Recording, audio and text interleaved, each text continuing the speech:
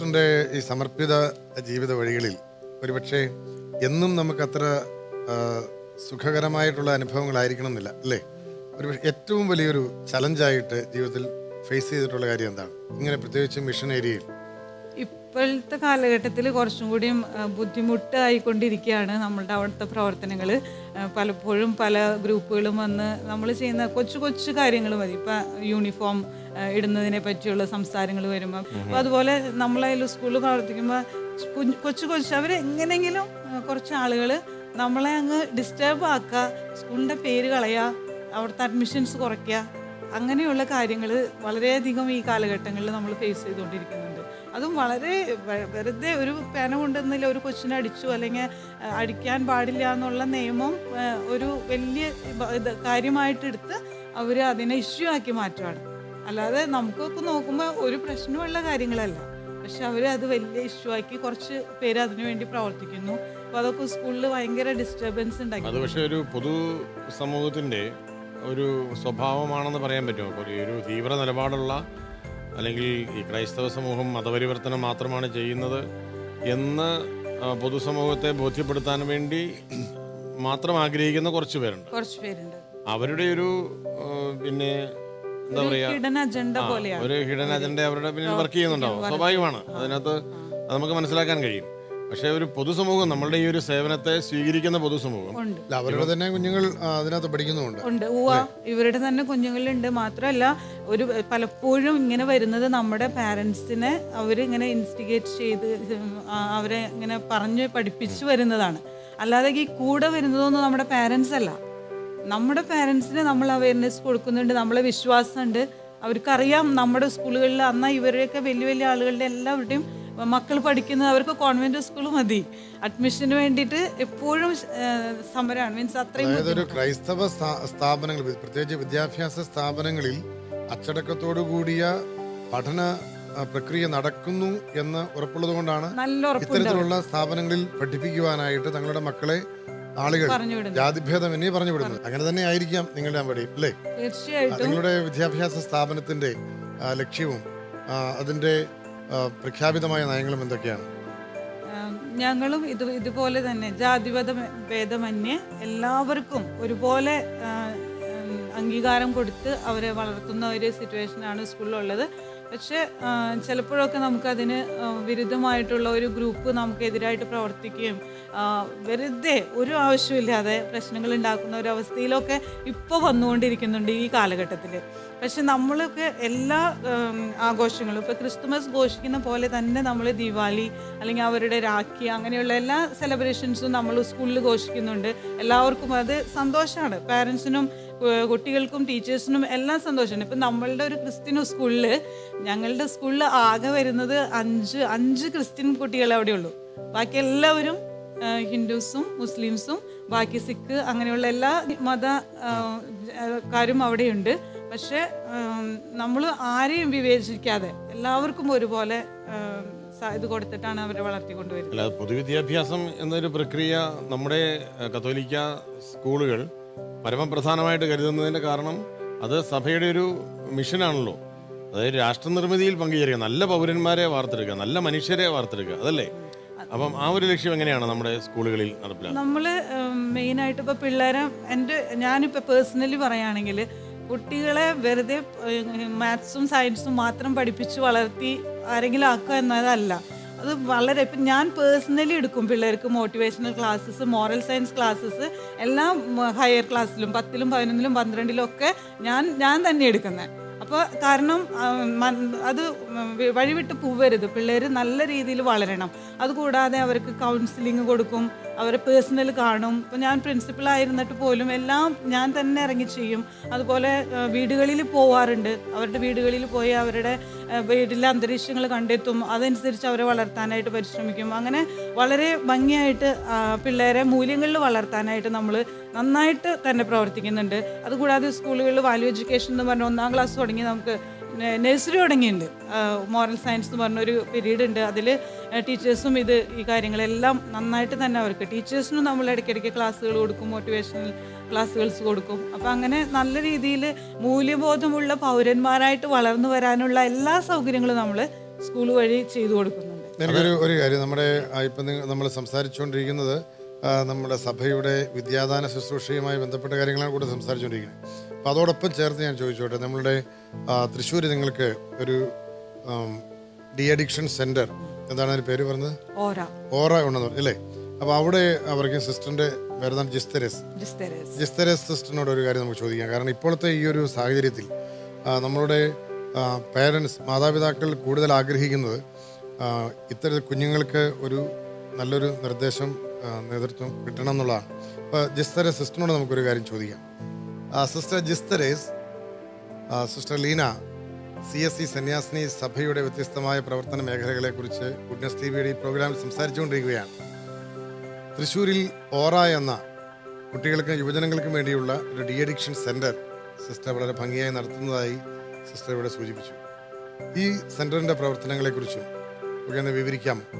അതോടൊപ്പം ഈ ഒരു കാലത്ത് നമ്മുടെ യുവജനങ്ങളും കുട്ടികളും എന്തുമാത്രം ഇപ്പോഴത്തെ മയക്കുമരുന്നിൻ്റെയും മദ്യത്തിൻ്റെയും അതുപോലുള്ള മറ്റ് അധാർമികമായിട്ടുള്ള വഴികളിലൂടെയുള്ള സഞ്ചാരത്തിനെയും ഒക്കെ സ്വാധീനത്തിൽ എന്തുമാത്രം പെട്ടിട്ടുണ്ട്. സിസ്റ്ററിൻ്റെ ഈ പരിചയത്തിൽ നിന്നും ഈ ഒരു പ്രേക്ഷകരോട് പ്രത്യേകിച്ച് മാതാപിതാക്കളോടും കുട്ടികളോടും എന്താണ് സിസ്റ്ററിന് പറയാനുള്ളത്? Congregation of sisters of charity Thrissur Maria പ്രൊവിൻസിൻ്റെ സാമൂഹ്യ പ്രവർത്തന വിഭാഗമായി ഓറ അഗസ്റ്റിൻ വീക്കെൻഡ് റീവിറ്റലൈസിംഗ് ഏജൻസി 2008 സ്ഥാപിതമായി. കോൺഗ്രിഗേഷൻ്റെ ഫൗണ്ടറായ ധന്യൻ അഗസ്റ്റിൻ ജോൺ ഓക്കനച്ചിൻ്റെ പേരിലാണ് ഈ സംഘടന സ്ഥാപിച്ചിരിക്കുന്നത്.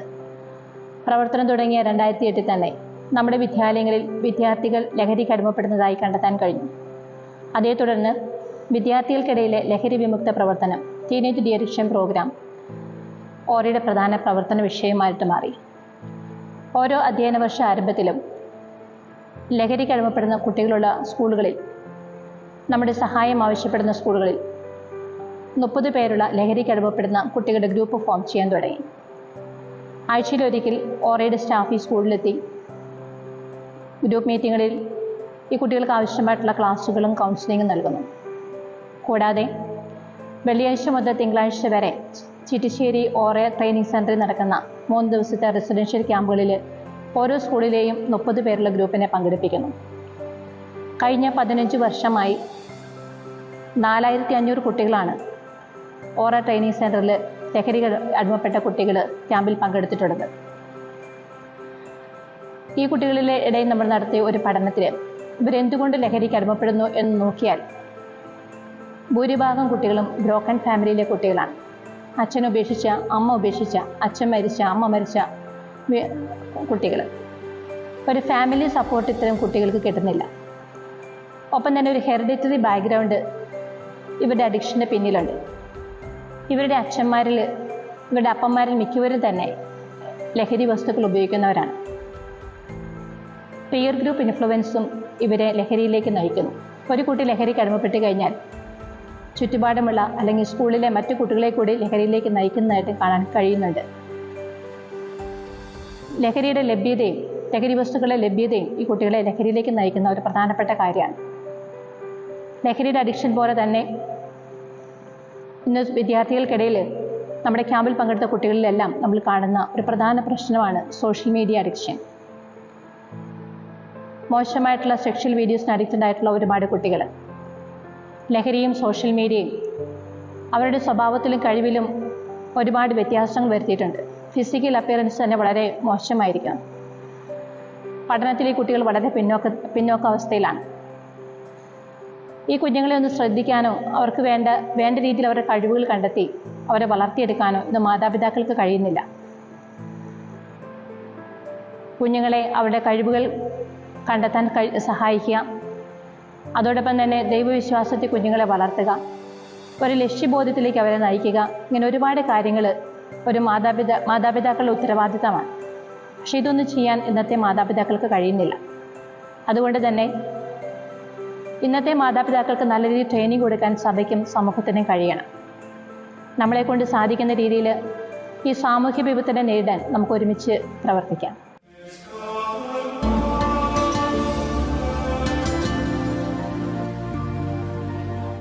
സിസ്റ്റർ ലീന, ഈ നോർത്ത് ഇന്ത്യയിലെ നമ്മുടെ കത്തോലിക്ക സഭയുടെ വിദ്യാഭ്യാസ പ്രവർത്തനങ്ങൾ എല്ലാവരും ആദരവോടെ കാണുന്ന ഒരു കാര്യമാണ്. കാരണം ക്രിസ്ത്യൻ പേരുകൾ വിദ്യാലയങ്ങൾക്ക് ഇടുന്നത് ഒരു ക്വാളിറ്റി ടാഗ് ആയിട്ടാണ് പലപ്പോഴും അവിടെ ഞാൻ കാണാൻ സാധിച്ചിട്ടുള്ളത്. അപ്പം പല സ്കൂളുകൾക്കും കോൺവെൻറ്റ് സ്കൂൾ എന്ന പേരിലാണ് അവിടെ അറിയപ്പെടുന്നത്. ഇപ്പം തന്നെ നിങ്ങളുടെ തന്നെ സ്കൂളിൽ ഇരിക്കുന്ന ഗാസിയാബാദ് മറിയം നഗറിലേക്ക് കയറുന്ന ആ ഒരു എൻട്രിയിൽ തന്നെ ഒരു സ്കൂളുണ്ട്. അവിടെ പരിശുദ്ധ കന്യാമാതാവിൻ്റെ ഒരു വലിയ രൂപമാണ് സ്കൂളിൻ്റെ ഫ്രണ്ടിൽ ഒരു ഗ്രോട്ടോയൊക്കെ ഉണ്ടാക്കി വെച്ചിരിക്കുന്നത്. അപ്പം ഞാനൊരിക്കൽ അവിടെ പോകുന്ന വഴിക്ക് ഇത് ഒരു കാത്തലിക് സ്കൂളായിരിക്കും എന്ന് വിചാരിച്ച് ആ സ്കൂളിൻ്റെ ഗേറ്റ് കടന്ന് ഈ കന്യാമാതാവിൻ്റെ ഗ്രോട്ടോയിലൊക്കെ കണ്ടിട്ട് അകത്തോട്ട് കയറി കഴിഞ്ഞപ്പോഴാണ് ഇത് സഭയുമായിട്ടോ സ്കൂളും പിന്നെ യാതൊരു ബന്ധവുമില്ലാത്ത മറ്റൊരു മാനേജ്മെൻറ്റിൻ്റെ സ്കൂളാണത്.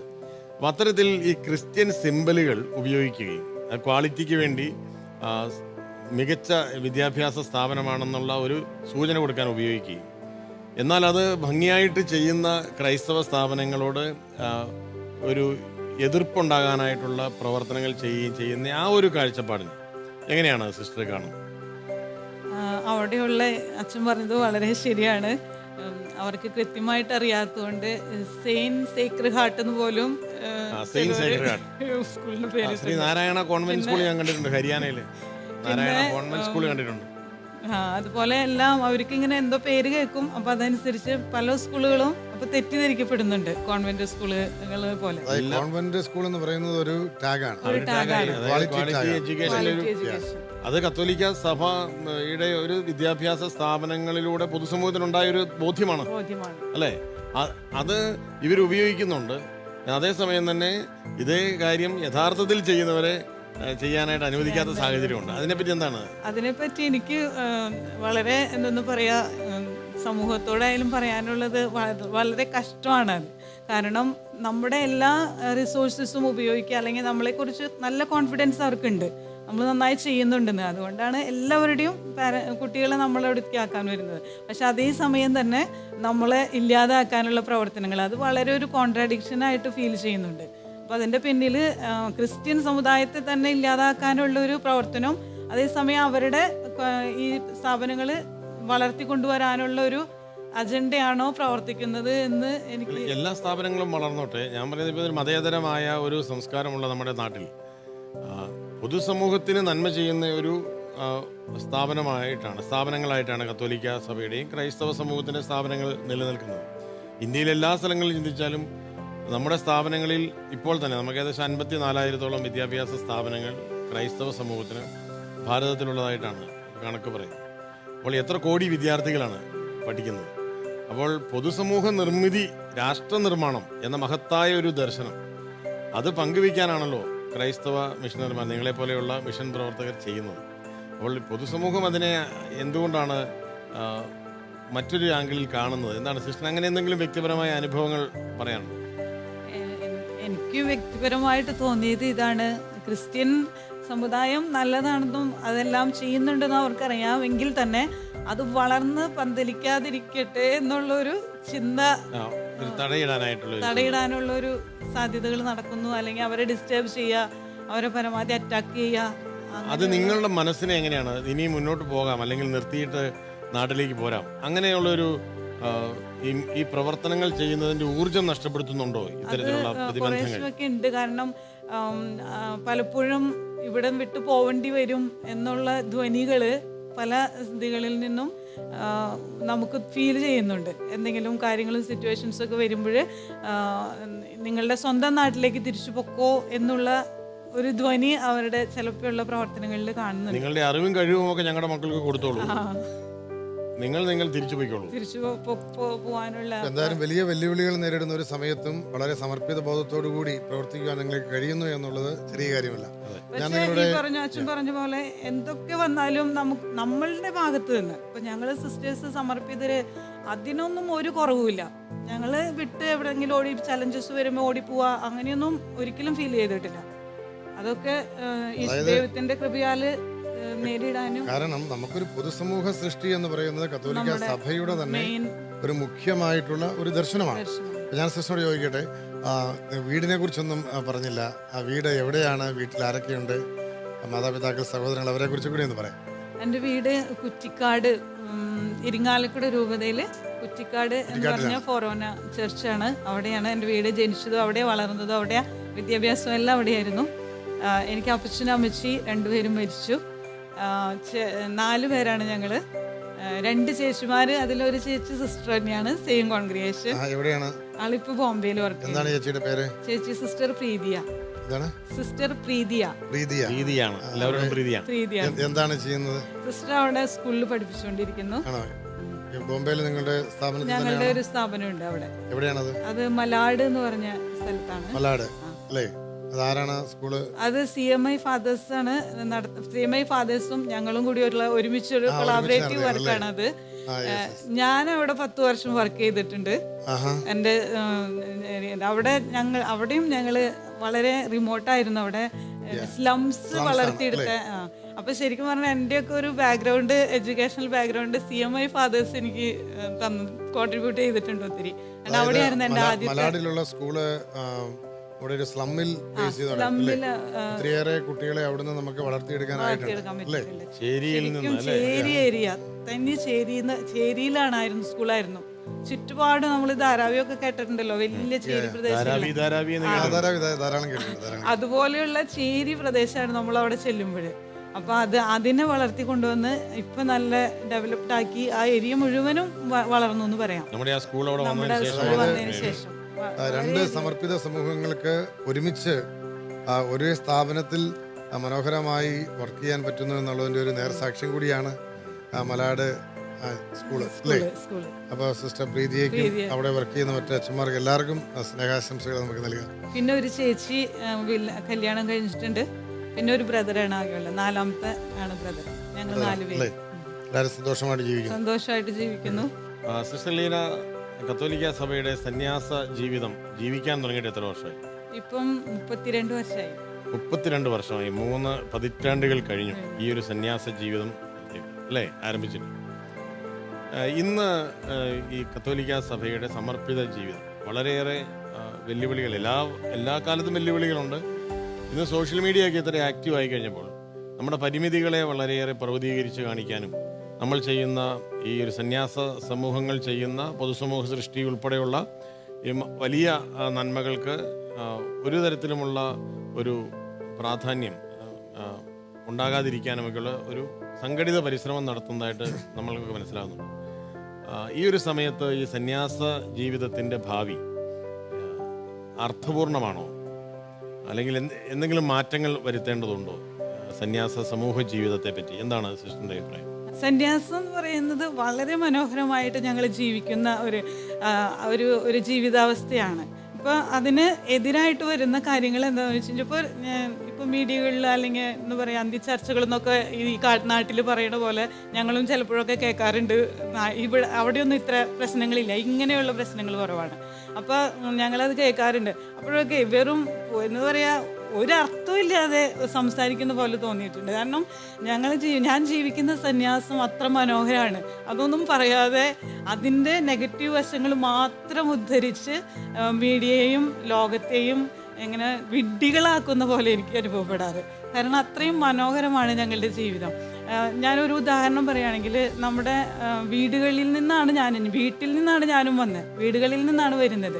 വീട്ടിലുണ്ടാകുന്ന തിന്മകളും നന്മകളും ഉണ്ട് വീട്ടിൽ.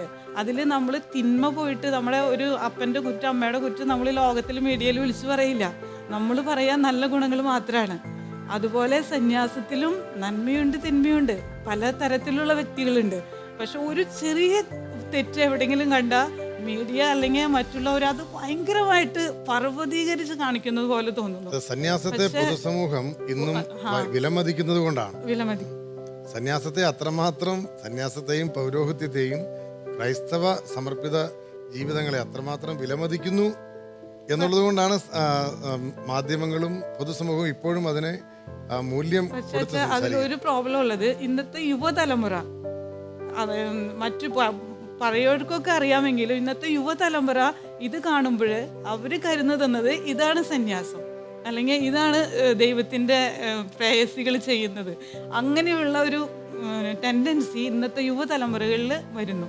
അത് നമുക്ക് ഡേഞ്ചറാണ്. അപ്പോൾ അതുകൊണ്ട് തന്നെ വീടുകളിൽ നിന്ന് കുട്ടികളെ വിടാൻ ബുദ്ധിമുട്ട്, അങ്ങനെയുള്ള അവസ്ഥയൊക്കെ വരുന്നു. അപ്പോൾ എനിക്ക് പറയാനുള്ളത് എന്തെന്ന് പറയുക, എൻ്റെ ഒരു അനുഭവം വെച്ച് വന്ന അന്ന് തുടങ്ങി ഇന്ന് വരെ പലതരത്തിലുള്ള മുള്ളും കാടും മഴ എല്ലാം നമുക്ക് കടന്നു പോകണം. പക്ഷേ അവിടെയൊക്കെ ദൈവത്തിൻ്റെ ഒരു വലിയ ശക്തിയിലും മുന്നോട്ട് പോകാനുള്ള അനുഗ്രഹം ലഭിച്ചിട്ടുണ്ട്. വളരെ നന്നായിട്ട് ജീവിക്കുന്നു. ഒരിക്കൽ പോലും ഈ സന്യാസം ഒരു എടുത്തത് തെറ്റായെന്ന് ഒരിക്കലും തോന്നിയിട്ടില്ല. ഈ കൂടെയുള്ള സമർപ്പിതരും അല്ലേ, അവരും ഇതുപോലെ തന്നെ പിന്നെ വീട് ഉപേക്ഷിച്ച് മാതാപിതാക്കളെ ഉപേക്ഷിച്ച് വന്നിട്ടുള്ളവരാണ്. അവർക്ക് എങ്ങനെയാണ് ഒരു സഹസന്യാസിനി എന്നുള്ള നിലയിൽ സിസ്റ്ററിൻ്റെ ജീവിതം മുന്നോട്ട് പോകാനുള്ള പ്രചോദനമായി മാറുന്നത് എങ്ങനെയാണ്? ഈ സമൂഹ ജീവിതം മധുരമാക്കാനായിട്ട് എന്തൊക്കെയാണ് ചെയ്യുന്നത്? സന്യാസ ജീവിതത്തിൽ പലതരത്തിലുള്ള വ്യക്തികളുണ്ട്. അപ്പോൾ എല്ലാവരെയും എല്ലാവരിലും പലതരത്തിലുള്ള നന്മകളും ഗുണങ്ങളും ഒക്കെ ഉണ്ട്, കഴിവുകളും ഒരുപാട് നല്ല എന്താ പറയുക വ്യക്തികളുണ്ട് സന്യാസ സമൂഹത്തിൽ. അപ്പോൾ അവരെയൊക്കെ വളർത്തിക്കൊണ്ടുവരാനായിട്ട് അവരേതെങ്കിലും തലത്തിലുള്ള ഇതുകളിലേക്ക് ആക്കുക, അങ്ങനെ സപ്പോർട്ട് ചെയ്തിട്ടാണ് വളരുന്നത്. അതിന് ഏറ്റവും വലിയ ഉദാഹരണം സന്യാസ സമൂഹത്തിൽ ഞങ്ങളെ സിസ്റ്റർ എന്നാ വിളിക്കുക, അല്ലാണ്ട് ഡോക്ടർ അല്ലെങ്കിൽ ടീച്ചർ അല്ലെങ്കിൽ പ്രിൻസിപ്പൽ ഇങ്ങനെയല്ല ഞങ്ങളെ വിളിക്കുക. ഒരു കിച്ചണിൽ ജോലി ചെയ്യുന്ന ഒരു സിസ്റ്റർ ആയാലും സിസ്റ്റർ സിസ്റ്ററായാലും എല്ലായിടത്തും ഈക്വൽ പരിഗണനയാണ്. എല്ലാവരും സിസ്റ്റേഴ്സാണ്, അല്ലാണ്ട് പദവിയല്ല ഞങ്ങളുടെ ഉദാഹരണം. അപ്പം എല്ലാവരും ഒരുപോലെ ഞങ്ങൾ കാണുന്നു, സപ്പോർട്ട് ചെയ്യുന്നു. അവിടെ ജോലി വ്യത്യാസമില്ല, വ്യക്തി വ്യത്യാസമില്ല, എല്ലാവരെയും ഒരേപോലെ വളർത്താനാണ്. ഏത് ജോലി ചെയ്താലും സഭാപിതാവിന്റെ സിസ്റ്റർ സുപ്പീരിയർ പറയാണ് നാളെ സിസ്റ്റർ പിന്നെ അടുത്ത മാസം ഒരു ചേരിയിലേക്ക് പോകാൻ പറഞ്ഞ സിസ്റ്റർ പിന്നെ ചേരിയിലെത്തും. അങ്ങനെ ഒരു ഭാവഭേദങ്ങൾ ഞങ്ങളുടെ മനസ്സിലില്ല. ചാരിറ്റി സന്യാസിനി സമൂഹത്തിന്റെ മദർ ജനറലായ പ്രിയപ്പെട്ട റിൻസി അമ്മയോട് ഒരു ചോദ്യം ചോദിക്കുകയാണ്. ഈ ഒരു വർത്തമാനകാലത്തിൽ സന്യാസ ജീവിതത്തിലേക്ക് കടന്നു വരുന്ന പെൺകുട്ടികൾ സ്ഥാപക പിതാവിൻ്റെ കാര്യസ്ഥം ഉൾച്ചേർത്ത് വിവിധ മിഷൻ പ്രവർത്തനങ്ങളുടെ ഉത്തരവാദിത്വം ഏറ്റെടുത്ത് വളരെ സഫലമായ രീതിയിൽ സന്യാസ സാക്ഷ്യം നൽകി ഭാരതത്തിന് പുറത്തും ഈ സഭയിലൂടെ ശുശ്രൂഷ ചെയ്യുന്നതായിട്ട് മനസ്സിലാക്കുന്നുണ്ട്. ചാരിറ്റി സന്യാസിനി സമൂഹത്തിൻ്റെ വിവിധ പ്രേക്ഷിത മേഖലകൾ, ഭാരതത്തിന് പുറത്തുമുള്ള പ്രേക്ഷിത മേഖലകൾ ഗുഡ്നെസ് ടിവിയുടെ പ്രേക്ഷകർക്ക് വേണ്ടി സിസ്റ്റർ ലീനയിലൂടെ ഇപ്പോൾ ഇതൾ വിരിഞ്ഞുകൊണ്ടിരിക്കുകയാണ്. മദർ അത് സഭയുടെ ഔദ്യോഗികമായ പ്രേക്ഷിത മേഖലകൾ ഏതൊക്കെയാണ് എന്ന്, അവിടെ സമർപ്പിതർ ഏതൊക്കെ മേഖലകളിലാണ് പ്രവർത്തനങ്ങൾ നടത്തുന്നതെന്ന് ഗുഡ്നെസ് ടിവിയുടെ പ്രേക്ഷകർക്ക് വേണ്ടി ഒന്ന് വിവരിക്കാം. ഞങ്ങളുടെ സന്യാസിനി സമൂഹത്തിൻ്റെ പ്രേക്ഷിത മേഖലകളെ പറ്റി പറയുകയാണെങ്കിൽ, പാർശ്വവൽക്കരിക്കപ്പെട്ടവരുടെ ഇടയിലേക്ക് ഈശോയുടെ കരുണാർദ്ര സ്നേഹവുമായി കടന്നു ചെല്ലുക എന്ന ലക്ഷ്യത്തോടെയാണ് ധന്യനായ അഗസ്റ്റിൻ ജോൺ ഊക്കനച്ചൻ ഈ സന്യാസിനി സമൂഹത്തിന് രൂപം നൽകിയത്. പ്രത്യേകമായി മൂല്യാധിഷ്ഠിത വിദ്യാഭ്യാസം നൽകുക, ആതുര ശുശ്രൂഷ ലഭിക്കാത്തവർക്ക് ആതുര ശുശ്രൂഷയ്ക്ക് വേണ്ട സംവിധാനങ്ങൾ ചെയ്യുക, കുടുംബങ്ങളുടെ സമുദ്ധാരണങ്ങൾ, തൊഴിൽ പരിശീലന കേന്ദ്രങ്ങൾ തുടങ്ങിയ മേഖലകളിലെല്ലാം ഞങ്ങളുടെ സഹോദരിമാർ സേവനം ചെയ്തു വരുന്നു. കാലാനുസൃതമായി ഇന്നത്തെ പ്രത്യേക സാഹചര്യത്തിൽ എവിടെയെല്ലാം നമ്മുടെ സേവനം ആവശ്യമുണ്ടോ അവിടെ വിവേചനയോടെ കടന്നു ചെല്ലാൻ വേണ്ട ആഗ്രഹമാണ് സ്ഥാപകതാതനുണ്ടായിരുന്നത്.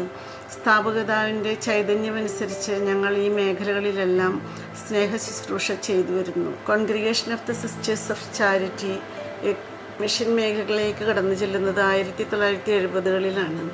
ഈ സാഹചര്യം നമുക്കിപ്പോൾ ഊഹിക്കാവുന്നതാണ്. അന്ന് മിഷൻ മേഖലകളിൽ ഇന്നത്തെ ഡെവലപ്മെൻറ്റ്സ് ഒന്നുമില്ല. വാഹന സൗകര്യങ്ങളോ ഭാഷ പഠിക്കാനുള്ള സൗകര്യങ്ങളോ ഒക്കെ വളരെ കുറവായിരുന്ന സാഹചര്യത്തിൽ ആരും കടന്നു ചെന്നിട്ടില്ലാത്ത റിമോട്ടായിട്ടുള്ള വില്ലേജുകളിലൊക്കെ കടന്നു ചെന്ന് അവരെ കാറ്റഗിസം പഠിപ്പിക്കാനും അവർക്ക് സാൻമാർഗിക ഉപദേശങ്ങൾ നൽകാനും ഭവന സന്ദർശനങ്ങൾ നടത്തി അവരോട് സുവിശേഷം പ്രഘോഷിക്കുവാനും നമ്മുടെ സിസ്റ്റേഴ്സ് വളരെയധികം കഠിനമായ അധ്വാനത്തിലൂടെ കടന്നുപോയിട്ടുണ്ട്.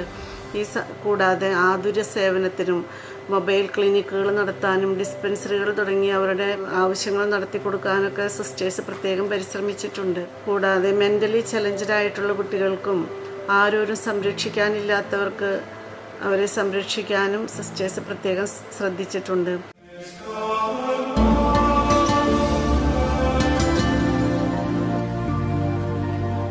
കത്തോലിക്ക സഭയുടെ സന്യാസ ജീവിതം അതൊരിക്കലും ഞാൻ ഉപേക്ഷിക്കില്ല. ആരും നിർബന്ധിച്ചിട്ടല്ല, സ്വയം നിർബന്ധിച്ച് ഈ ഒരു ജീവിതത്തെ ആശ്ലേഷിച്ചിട്ടുള്ള ആർക്കും ഇത് ഉപേക്ഷിച്ചു പോകാനല്ല, ആശ്ലേഷിച്ച് നിലനിൽക്കാനാണ് ആഗ്രഹം എന്ന ജീവിതം കൊണ്ട് പറയുകയായിരുന്നു പ്രിയപ്പെട്ട സിസ്റ്റർ ലീന. ധാരാളം കഴിവുകളുള്ള ഒരു സ്ത്രീ സ്വത്വം, ആ ജീവിതം മറ്റുള്ളവർക്ക് വേണ്ടി പരിപൂർണമായിട്ട് കൊടുക്കുവാൻ തീരുമാനമെടുക്കുമ്പോൾ അതിന് ക്രിസ്തു എന്ന ഒരു സജീവ പ്രചോദനം ഉള്ളിൽ ഇങ്ങനെ ജ്വലിച്ചു നിൽക്കുന്നു എന്ന് സിസ്റ്റർ ലീനയുടെ ഈ ഒരു ജീവിത സാക്ഷ്യത്തിലൂടെ നമ്മൾ മനസ്സിലാക്കുകയാണ്. ക്രിസ്തു എല്ലാവരിലും ജ്വലിക്കുന്ന പ്രചോദനമാണ്. മറ്റുള്ളവർക്കായി സമ്പൂർണമായി നീ കൊടുത്തോ, നിനക്ക് വേണ്ടി ഞാൻ എന്നെ തന്നെ സമ്പൂർണമായി തന്നതല്ലേ എന്ന ക്രിസ്തുവിൻ്റെ ഈ ഒരു കൊടുക്കൽ ശുശ്രൂഷയുടെ ഉദാഹരണമായിട്ടാണ് CSC ചാരിറ്റി സേവനം മാതൃകയാക്കിയ ഒരു സന്യാസ സമൂഹം ഈ സഭയിൽ വളരുന്നു. ഇന്ന് ആ സഭയുടെ പ്രവർത്തനങ്ങളെ ഗുഡ്നെസ് TVയുടെ പ്രേക്ഷകർക്ക് വേണ്ടി മനോഹരമായി അവതരിപ്പിക്കുകയായിരുന്നു സിസ്റ്റർ ലീന. സിസ്റ്റർ ലീനയോടൊപ്പം ചാരിറ്റി സന്യാസിനി സമൂഹത്തിലെ എല്ലാ സമർപ്പിതർക്കും പുതിയ കാലത്തെ സന്യാസത്തിൻ്റെ വെല്ലുവിളികളെ നേരിടുവാനും മനോഹരമായ ക്രൈസ്തവ സാക്ഷ്യം നൽകുവാനുമുള്ള ദൈവാനുഗ്രഹം ഉണ്ടാകട്ടെ എന്ന് പ്രാർത്ഥിക്കുന്നു. അർത്ഥപൂർണമായ സാക്ഷ്യമൂല്യമുള്ള മറ്റൊരു സമർപ്പിത ജീവിതവുമായി നമുക്ക് ഇതേ വേദിയിൽ വീണ്ടും കണ്ടുമുട്ടാം. എല്ലാവർക്കും നന്ദി, നമസ്കാരം. എൻ്റെ ബാല്യകാലത്തുണ്ടായിരുന്ന വികാരി അച്ഛന്മാരൊക്കെ വളരെ നല്ല അവരുടെ ഒരു സ്വാധീനം വളരെ വലുതായിരുന്നു. അല്ലെങ്കിൽ ഒരു കാര്യം ഞാൻ മനസ്സിലാക്കിയത്, ഒരു വൈദികനായിട്ട് ശുശ്രൂഷ ചെയ്യണമെങ്കിൽ ഏറ്റവും അത്യാവശ്യം എല്ലാവരെയും സ്നേഹിക്കാൻ പറ്റിയ ഒരു നല്ല മനസ്സും എല്ലാവരെയും ചേർത്ത് നിർത്തുവാനായിട്ട് വിശാലതയുള്ള ഒരു ഹൃദയവും ഉണ്ടെങ്കിൽ എല്ലാം ശരിയാകും എന്നുള്ള ഒരു തിരിച്ചറിവിലേക്ക് ഞാൻ കടന്നു വന്നു. പുറമ്പോക്കുകളിൽ വസിക്കുന്നവർക്ക് ഇടയിൽ മാത്രമല്ല മറ്റുള്ളവരിലേക്കും എത്തേണ്ടതായിട്ടുണ്ട് എന്ന ആ ഒരു ചിന്തയിലൂടെ ഇപ്പോൾ സിറ്റികളിലും ടൗണുകളിലും ഒക്കെ വിദ്യാഭ്യാസ സ്ഥാപനങ്ങൾ സ്ഥാപിക്കുകയും നമ്മുടെ ആ കാരിസത്തിനോട് അനുയോജ്യമായ രീതിയിൽ ഈ വിദ്യാഭ്യാസ സ്ഥാപനങ്ങൾ ഏറ്റവും നല്ല രീതിയിൽ നമുക്ക് കൊണ്ടുപോകാൻ സാധിക്കും എന്നുള്ള ചിന്തയിലൂടെ അങ്ങനെ തുടങ്ങിയിട്ടുണ്ട്.